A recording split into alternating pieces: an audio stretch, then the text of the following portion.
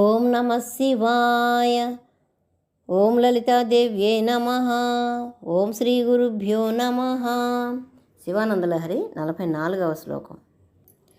కరలగ్నం మృగ కరీంద్రభంగో ఘనశార్దూల విఖండను హస్తజంతు గిరిశో విశదాకృతి చేత కుహరే పంచముఖోస్తి మే కుతోభి.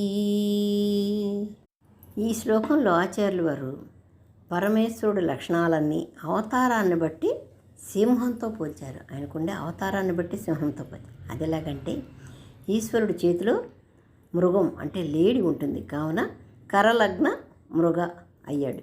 కరీంద్రభంగ అంటే ఏనుగుని చంపాడు, అంటే గజాసురుడు అనే రాక్షసుడిని సంహరించాడు కాబట్టి ఆయన కరీంద్రభంగ అనేది అయ్యాడనమాట. తర్వాత వ్యాఘ్రాసురుడు అనే రాక్షసుడిని సంహరించి ఆ చర్మాన్ని ధరించడం వలన ఘన శార్దూల విఖండన అని పేరు. అంటే సింహం పులిని చంపుతుంది కాబట్టి సింహం అయ్యాడనమాట.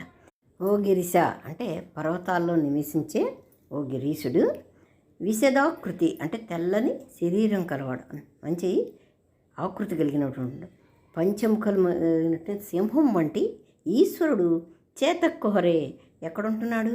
హృదయం అనే గుహ యందు అస్థి ఉన్నాడు. సింహం ఎక్కడుంటుంది? గుహలో ఉంటుంది.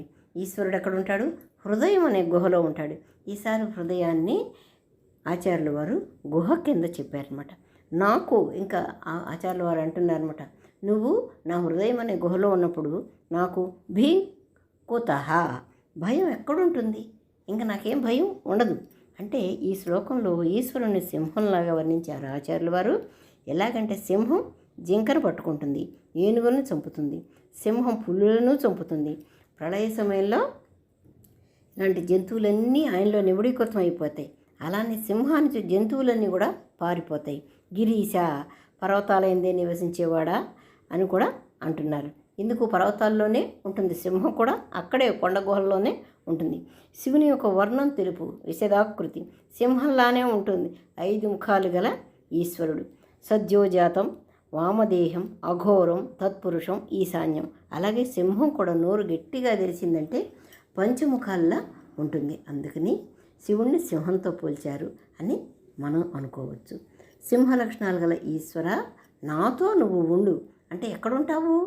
హృదయం, నా హృదయంలో గుహ అనే హృదయం గుహలో ఉంటే నాకు ఇంకా భయం అనేది ఉండదు. అది ఎందుకు ఉంటుంది?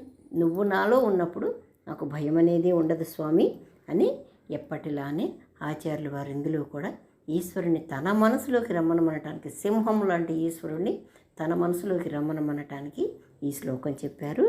ఓం నమ శివాయ. ఓం శ్రీ గురుభ్యో నమః.